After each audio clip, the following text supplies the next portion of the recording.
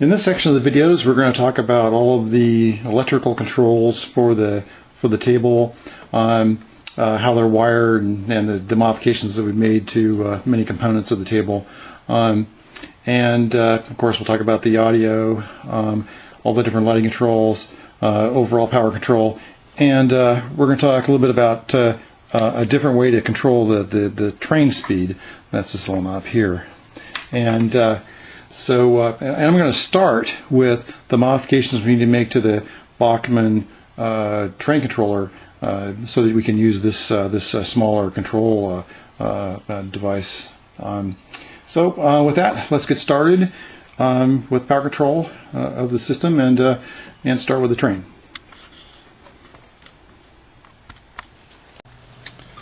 So now we're going to modify the train controller.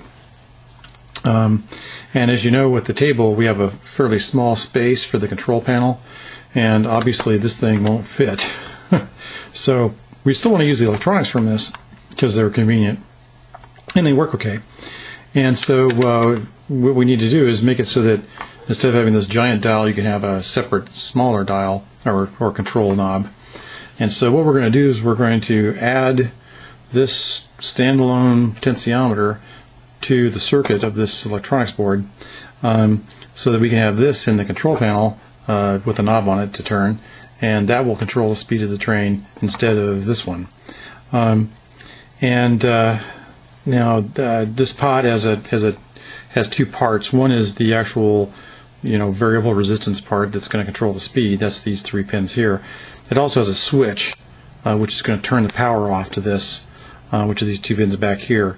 I'm going to show you how to do those later, but for now I'm going to focus on just the speed part through the switch and the pot.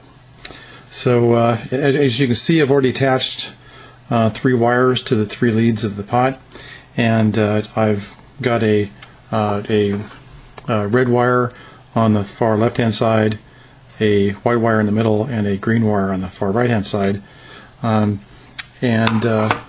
I'll use those same wires in that combination inside the box. So it's kind of important you have at least a consistent order of those. On this pot, fully counterclockwise in the off position, in the 0 position, the red and white wires are shorted together, and in the full on position, the full clockwise position, the white and the green wires are shorted together internally. So that's how this pot works. So now let's disassemble the unit and make our changes. To speed things up a little bit, I've already removed some of the screws. And so I'm just going to pull this out. You'll also notice I've removed the 4 feet that would ordinarily support this thing off the ground. I did that for later, so it'll be easier to attach to the table. All right, so there's that off. So and then once you get the back off, that reveals the electronics. Now, when you pull the screws out of the electronics board, there's 4 of them in these little slots here. You'll see them. Be sure to hold your finger on these babies, because if you don't, they're going to shoot out, and you're going to have springs and plastic things flying throughout your workshop. So hang on to them. Take the screw out. And now pull the board out. You see these things sprung out. Pull them off.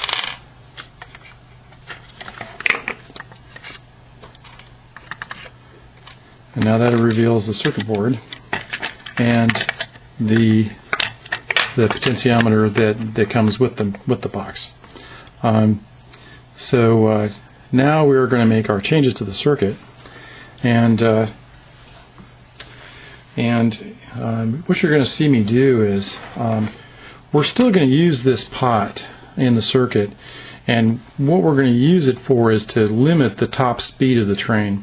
As I watch these little Bachmanns fly around the track with this thing, at its fastest setting, I'm afraid the little Bachmann's going to melt or fly off the track. It's really going way too fast for scale, and I think it going as fast as at full speed, it's going to sacrifice the reliability of the train or have the train come off the track.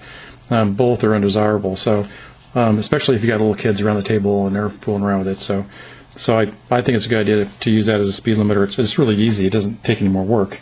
So we're going to disconnect on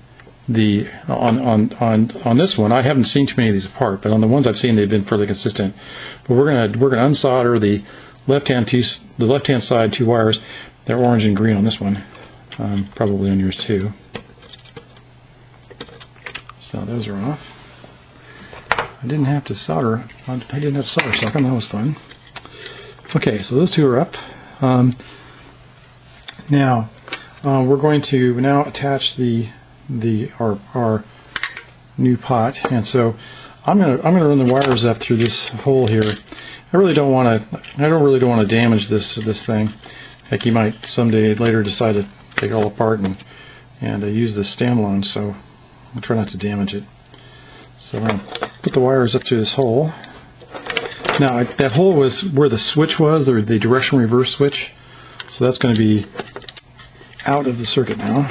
Well, at least we're not going to have that piece of plastic back in there anymore. We're going to use that for the wires to come through. All right, and now we're going to attach the wires into the circuit, and they go like this. The green wire is going to go to the center post of this baby here, our pot inside the Bachmann. And I made that a little too long, so I just strip it back a little bit. There we go. That was going to go there.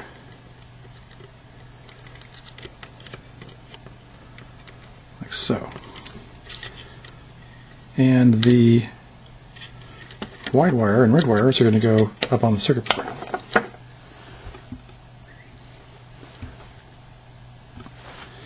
Let me cut these back a little bit.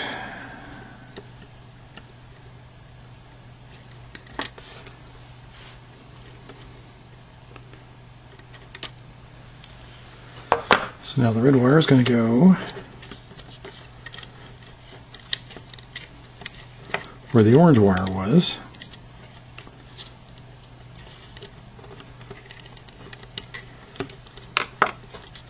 He said.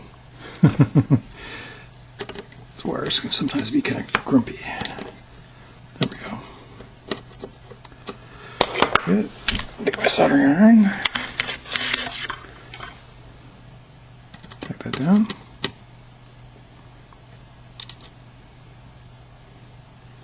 Good. Now the white wire goes where the yellow wire was.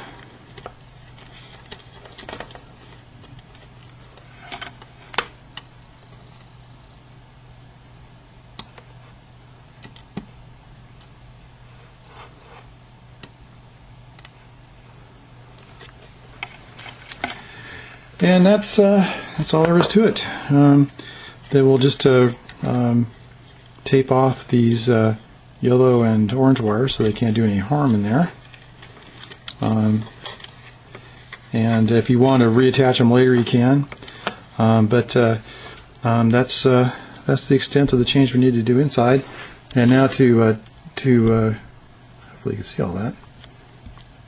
I bumped my camera with my soldering iron, sorry. But anyway, just to repeat, you can see where I ran the red wire from our pot up to this point. That's where the orange wire was, and I ran the white wire into where the yellow wire was. And the green wire goes to the center point on this pot here. And so now this pot in the controller is going to set the top speed of the train, and our new pot is going to control its speed. So now, just to repeat just reverse the process to reassemble it, and you're done with this step. All right, in this set of videos, we're going to be installing all of the electronics in the table. Now we've already installed a lot of the lighting kit C electronics, because they were underneath the table. We needed to have those to install the tree lighting and the monorail and the marquee and all that. So those are largely done. And And now we're going to be installing the A and the B lighting circuits and making some changes to those. And we're going to be installing the audio and all the electronics up underneath. Well, let's get started. Now we're going to be making pretty much the same change to both the A and the B lighting circuit. These circuits were designed to be very flexible, so you can install them in all sorts of environments. And they have a whole bunch of wire on here that you don't really need.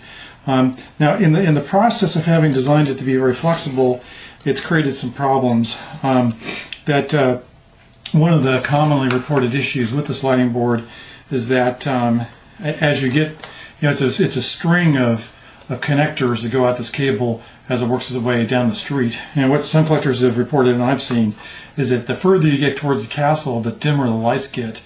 That's because of the way that the wires have been run and how long they are. So the very first thing we're going to do is fix that problem, and we're going to do that by shortening the cables first off, and then we're going to be jumpering in some extension wires to double up their strength. So the first thing we're going to do is we're going to find this pair of black and red wires, which runs to the main power connector. This baby here, all right? And we're going to be shortening this wire. And all we're going to do is we're going to come up next to the connector here, and we're going to come back about 6 inches and cut it off. And then we're going to go to the power connector over here, and we're going to go back this way about 18 inches or so, and we're going to cut it here. Now, we can shorten this wire quite a bit. See, I've taken 3 feet. I've taken 3 feet of wire out of this thing. We can shorten it because of how we're installing it in the table, and this will help a lot in terms of that voltage drop problem. So now you're going to strip the ends off and get ready to put them together. All right. So now that we have the power lead cable shortened, now we need to make room for a splice on this other red wire. So this is going to be a little hard to see, but you have those two big wires coming in, the black and the red coming in off the power supply that we've now shortened. And then we have these other 3 wires which go over to the switch. All right? And so there's 2 reds and 1 black wire that go over to the switch, the blue switch thing, which we're going to be talking about in a few minutes. Now, you'll see that of those 3 wires, that one of the red wires attaches directly to that incoming red wire from the power supply. Remember the red and black wire? So, all right, so the red wire that came in from the power supply is going to attach to one of those 2 red wires, right? The other red wire, which is the one on this far side of the connector, that one we need to strip back a little bit because we're going to be adding some wire to that one. So take your cutter and strip back some of the insulation. All right. All right.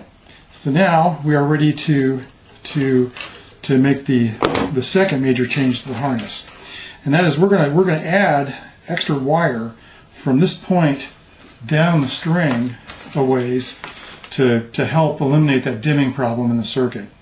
And what we're going to do is we're going to take a bunch of this green wire and we're going to attach it to the black. And don't solder yet because we have one more connection to make. And then we're going to take a bunch of this red wire over here. This is just off of a spool. And we're going to connect that to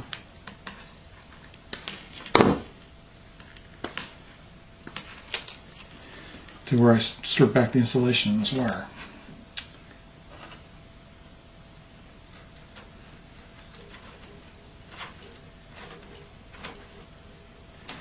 Alright. Now from there, I'm going to move the camera a bit. And we're going to go down to about 2/3 of the way down the harness, where you have about 4 or more connections see it this way. There's about 4 more connections down the harness still. And we're going to take this red and green wire and we're going to splice them into the cables right here. And what this is going to do is it's going to pump up the amount of power you have going down the harness, especially down here a ways. I'll show you in a second. So let me get these spread. There we go. These conductors are kind of stubborn. You have to help them a little bit. Alright, now we'll take our red and our green wire. We'll spool them down here a ways. We'll stretch out the harness to where we cut it.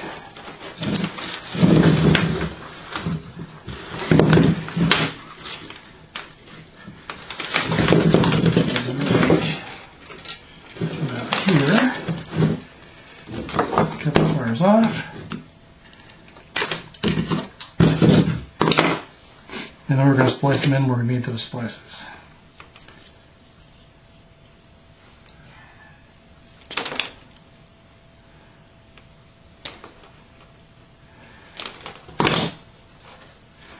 And red goes to red, green goes to black. Be better if you're using a black wire, it'd be less confusing, I guess.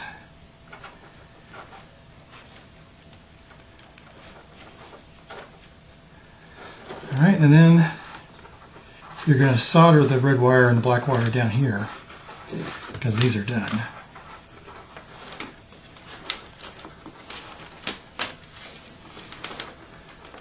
And then I'll show you, and then we'll go back to the power leads and we'll do those here in a second. Let me just get these in, solder them fast.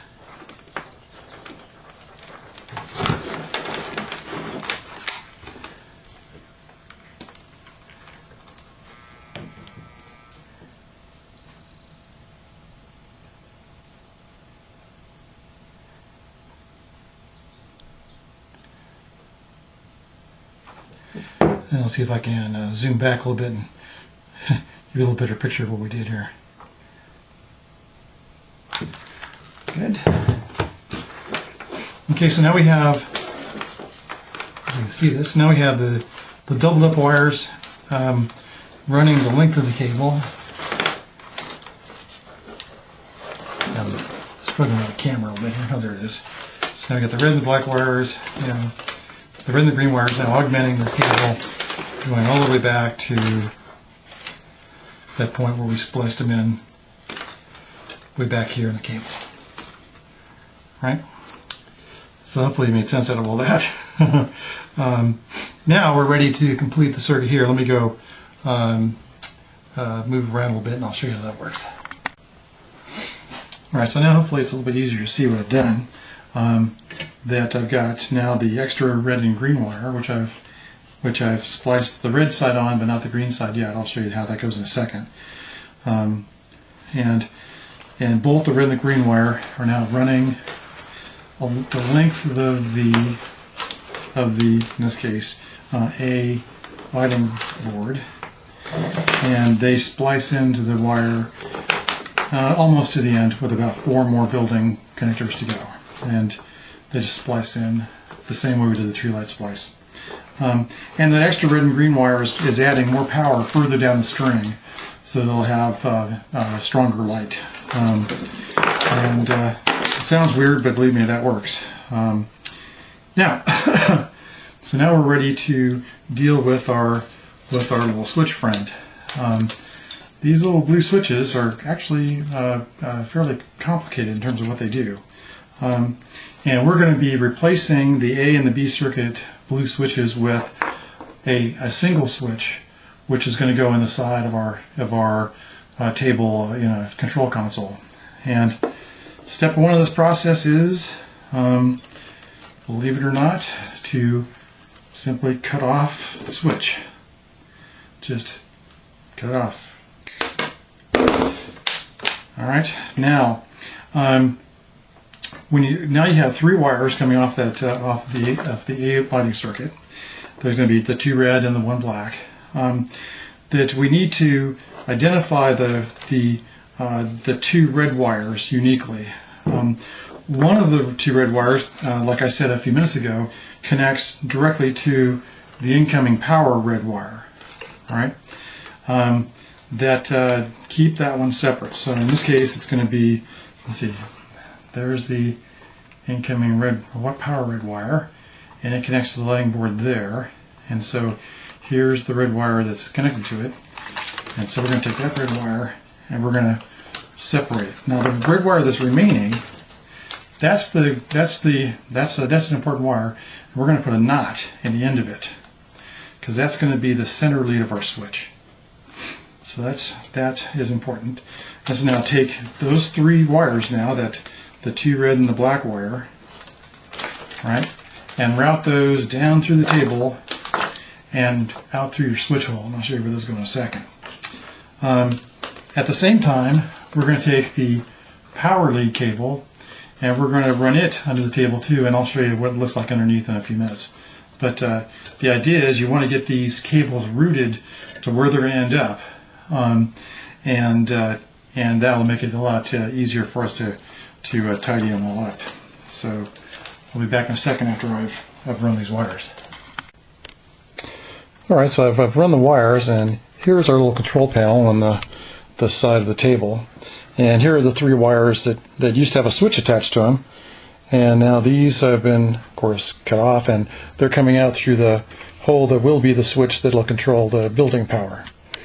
And those now run underneath the table, through this hole, and then up to the surface, up to where it's going to be out to the A circuit.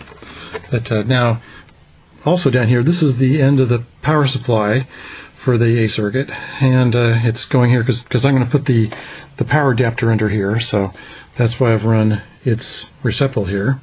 And its wires are now also running up out of the table up to where the A circuit is.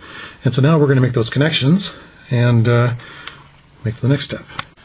All right, and so now we've finished the installation of at least this part of the A circuit by connecting the red wires together, the one that came up from the power supply input underneath the table to this one,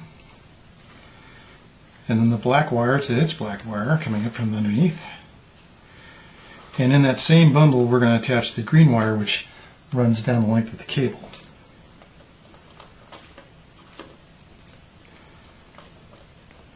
Alright, and we'll solder those and tape them off, and then the modifications to the A circuit will be complete. And you'll make this exact same modification to the B circuit too. So with those, next I'll talk about the switch. Alright, so here's the last step of the first modification of the lighting boards. That is, these are the 3 wires that used to have the blue switch on them that we cut, and here's the wire that has a knot on it. That was that wire that I showed you. That you have to use a double pull, double throw switch for this circuit to work, and the black wire goes to the post that will be connected in the off position. The knotted wire will be on the center post, the wiper post, and then the positive wire will be, that comes from the power supply, that will be on the post that is activated in the on position. Now the reason they do this circuit is that because of those 10-minute timers, is that you probably noticed that if you just unplug the AC power and then plug it back in again, that those 10-minute timers don't always reset. The only way to get the timers to reset reliably is to actually cause the voltage in the lighting circuit in the building itself to go completely to 0.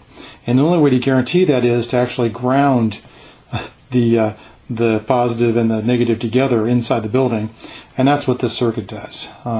This red wire going out of the switch to the buildings is either going to be connected to, in the on position, will be connected to the positive voltage, giving the buildings power, or in the off position, it's going to short it to ground, and cause the buildings to be at 0 volts and therefore reset the timers.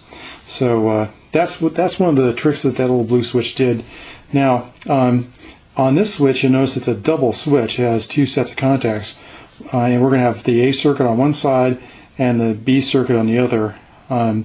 And so when you switch the switch on and off, you're going to be controlling the A and B circuits, and that's going to control, that's going to turn on and off all of the buildings except for the train station, and I'll talk about it in a second. We want to have that capability to have the buildings all turn on and off, because you want to be able to have the ability to turn the buildings off when the electrical parade is running, and we'll show you that in a few minutes. And obviously to be able to reset the timers. That's why we have these 2 circuits. You're probably wondering, well, why can't we turn on and off the C circuit? And that's because we don't care about the C circuit. The C circuit is always going to be on as long as these table power is on, and I'll show you that too in a second. So you don't need to switch the C circuit, especially with the change, which I'm going to show you in a second. We're going to move the train station power off of the C lighting circuit and onto the B lighting circuit, and I'll show you that in just a second. Alright, so now I'm going to talk about the last change that we're going to make to the lighting harnesses, and that is moving the train station off of the C harness, where it is now, and onto the B harness. Now, up until now, in the process, we've been powering the train station off of the C power supply, because that's how it was originally designed by Olszewski, and for testing purposes we didn't really care. But now it's time to move it to where it belongs permanently, and that's on the B power supply. So what we're going to do is we're going to take the wire which was intended for the train station off of the lighting board, and we're going to cut it off of there. All right, cut it back as far as you can. Right, and we're going to snake those wires up through the top, and we're going to connect them to the B board, and I'll show you that in a second. All right, so here's the wires that came from the train station, and we're going to connect it to the B circuit. Now, here's the B circuit before it's been soldered and taped up. Now, this has been extended with these extra red and green wires, the same as I did with the A circuit. And in this case, we're going to connect the green wire right to the bundle of the greens and blacks, and we're going to take the red wire to that same wire that we put the knot on, that we spliced the longer red wire to. All right, and we just wrap that baby around there like that, and we solder them and tape them, and that's all there is to it. Really, all this is doing is just moving the train station from the C circuit to the B circuit. Now, we can do this, and I'll just repeat, we can do this because now everything on the C circuit does not have a timer, right? Because I've disabled the timer on the monorail, disabled the timer on the marquee, and now with the train station off the C circuit, there's nothing on the C circuit that has a timer, so we leave it on all the time. I think this probably is a really good change for everybody to make, even if you don't have the tree lighting like I did. So I'll just solder these, tape them, and now we're done with them. We're done with the mods to the harnesses. Okay, well, I've been working quite a bit underneath the table, and I wanted to stop and give you a progress report and show you what's going on underneath. And as you can see, I've got the switches installed for the control panel. The stereo is not installed right now because it makes it easier for me to show you what's going on underneath. But the switches are all wired. The switch for the stereo power, this is the switch that will turn on and off the stereo. We have the building power. This is the switch that controls the A and the B lighting circuits to turn the buildings on and off.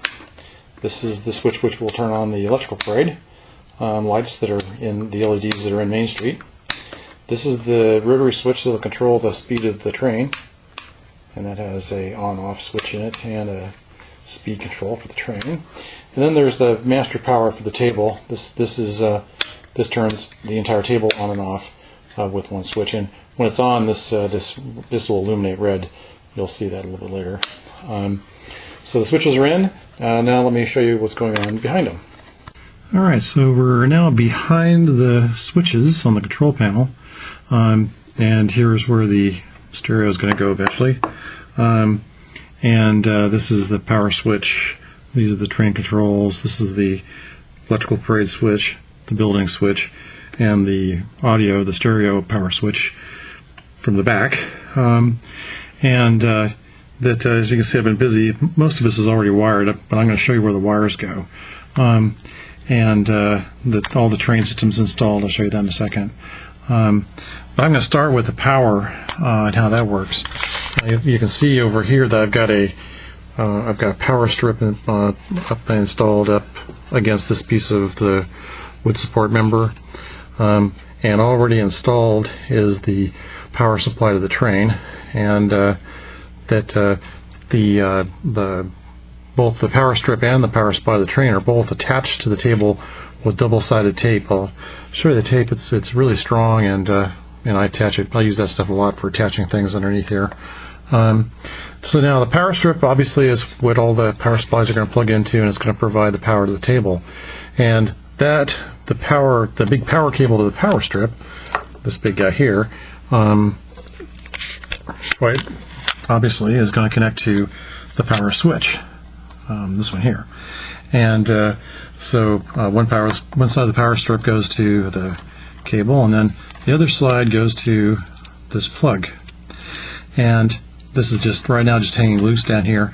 What's going to happen later is when I attach the bottom of the table is going to have a female plug receptacle in it, so that I can remove the bottom of the table from the top and not have to do anything other than just unplug a wire. So that's why there's a plug on this end. So when you plug this baby in, where is it? Where's my camera? There it is. So when you plug this baby in and turn on the switch, then the power strip is activated and everything is powered up. So hopefully that's pretty straightforward. Now, okay, let's talk about the train next. I've already mentioned the train power supply, and the train track leads. Remember, we installed the train track leads and they came down through the table. They came down through here. So they're coming down here. The power to the train comes here. So we have the track leads and the power out of the power supply. And those are all going to go through these wires and come over to the train controller. Boy, this is not easy doing it to the table with the camera upside down and backwards. So forgive me if the camera work is a little crazy. So here you can see the, where is it? There it is. So you can see the power lead coming in, and this is where the track leads come in right here. And I've just tidied up those wires here in this bundle. Now, back over here, oops. Back over here, remember our potentiometer that we designed, that we fabricated, has this group of wires coming out of it. Remember the red, the white, and the green wires. Come on, camera. There we are. There we are. There's the wires coming out of the pot.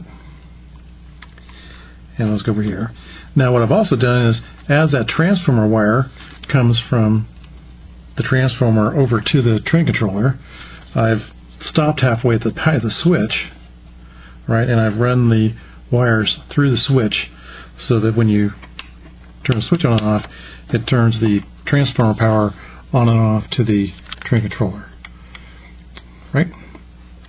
And so, and of course now you can see on the train controller where the wires to the external potentiometer go for the speed control.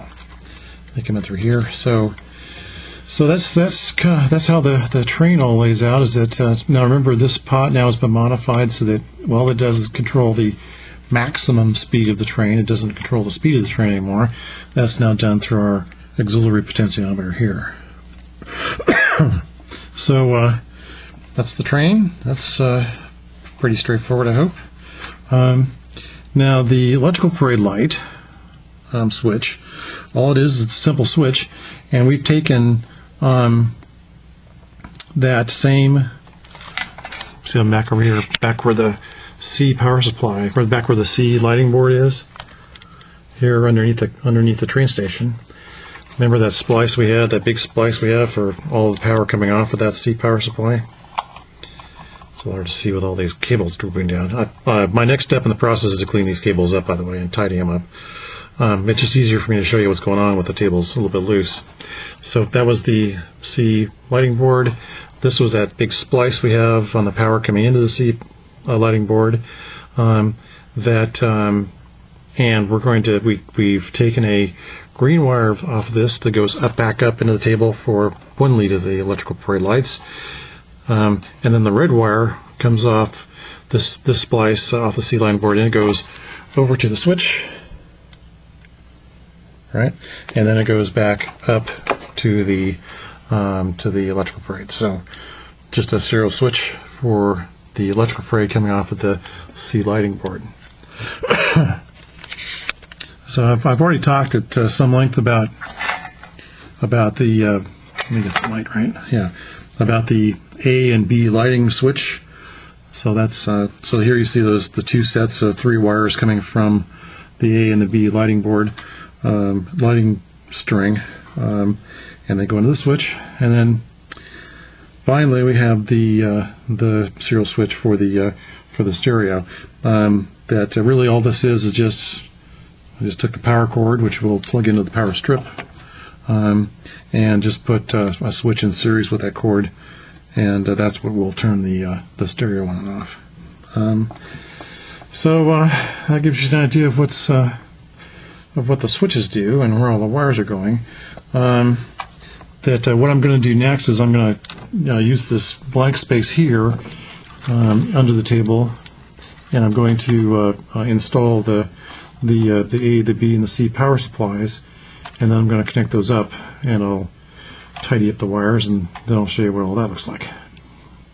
Well, Joe's going to show you how to attach the double-sided tape to the units.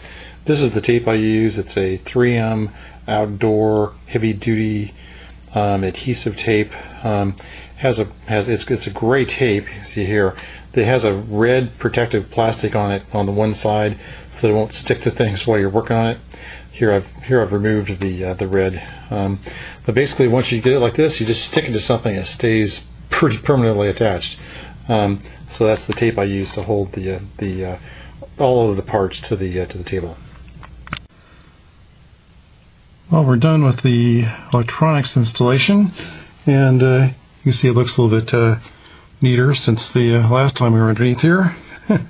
And so you see that the train controller is in place, and the A, B, and the C power supply are attached, and the audio amplifier is in, and all the wires have been tie wrapped and screwed in.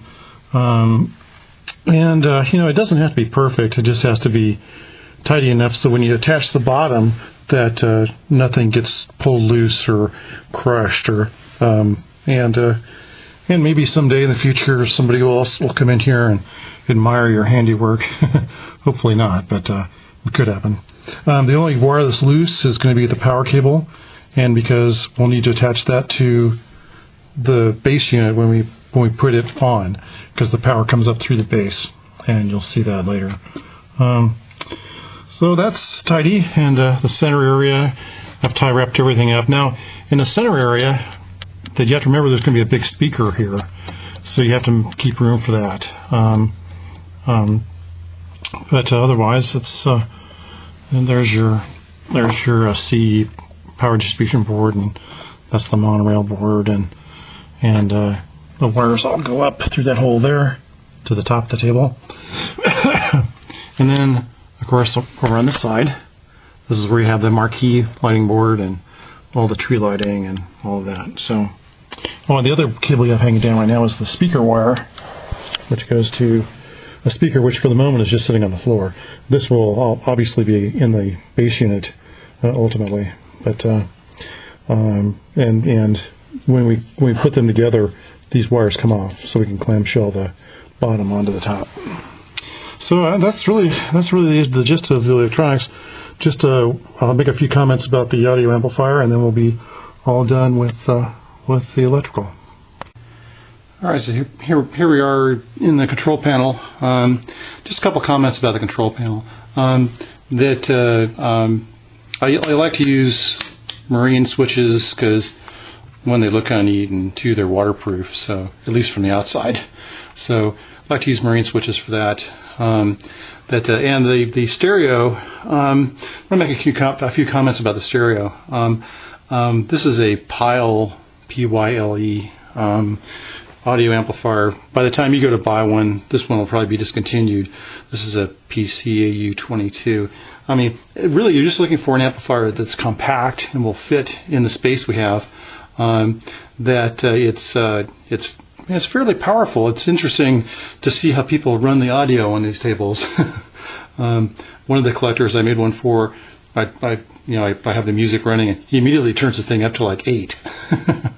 And so I was pretty impressed. So this one has about 20 watts per channel, RMS. That it's important that they have some sort of MPEG, MP3 player. This one has a USB, hopefully you can see it in the shot, has a USB input for the flash drive. And so I just get one of these little flash drives like this one. This is a 2 gig flash drive. They make these in bigger storage, but 2 gigs is more than enough, and you just stick that bad boy in there, and you've got more than enough music. And this one looks kind of neat. It's got bass and treble controls and nice volume control, and it sounds really good too. Now, there were some things that this unit doesn't have that I wish it did. So if you have one that has if you can find one that has a shuffle mode, that would be nice. This one does not have a shuffle mode, and also this one is just about 1/4 of an inch too deep this way, and I'll have to cut a little bit of the base out for it to fit into. So it'd be nice if it was about 1/4 of an inch shallower. But otherwise, a unit like this is good. You'll also remember from the construction of the top that this unit actually extends way over to here.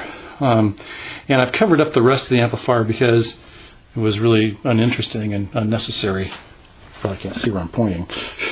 Yeah, so yeah, it extends. The actual amplifier extends way over here, and I've covered it up with the cabinet just because it was uninteresting. And I'm really trying to keep everyone's attention to the collection inside and not on the control panel. I'm trying to make this as low key as possible. So anyway, with those last few comments, that's the end of the electronics section of videos.